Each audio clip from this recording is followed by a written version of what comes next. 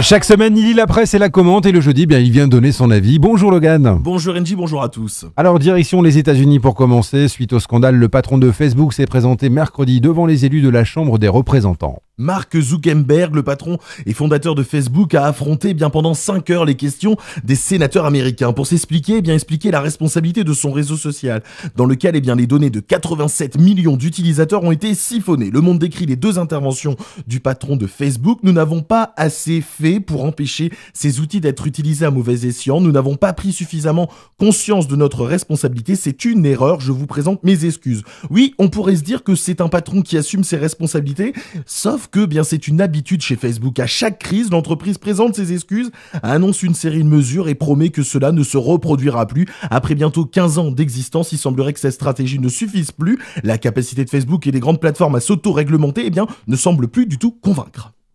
En direction maintenant la France, avec les affrontements entre gendarmes et zadistes qui se sont durcis à Notre-Dame-des-Landes. Oui, le journal La Croix revient sur l'opération d'évacuation au cours de la ZAD de Notre-Dame-des-Landes, qui est dans l'entrée dans une phase à haut risque. En annonçant la fin du projet d'aéroport le 17 janvier dernier, le gouvernement avait dès le départ signalé aux zadistes, n'ayant pas de projet agricole sur le territoire, qui devraient quitter les lieux à la fin de la trêve hivernale, en procédant donc à des expulsions aujourd'hui partielles et notamment à la destruction du lieu des 100 noms où étaient déployés plusieurs projets agricoles. Le gouvernement a donc bien mis le feu aux poudres. Alors, le désaccord des pouvoirs publics d'un côté qui souhaitent des projets agricoles individuels, de l'autre côté des zadistes qui eux réclament une gestion collective des terres via une association. Alors, le projet d'aéroport est annulé. Alors oui, l'État doit récupérer les terres et les rendre à ses propriétaires. Retour dans notre région avec un événement sportif secoué, c'est le Paris-Roubaix. Oui, c'est Peter Sagan, champion du monde slovaque, qui a remporté le Paris-Roubaix. Le journal L'Équipe confirme que l'autopsie aussi du coureur belge Michael Goulertz a été réalisée, que la mort du jeune homme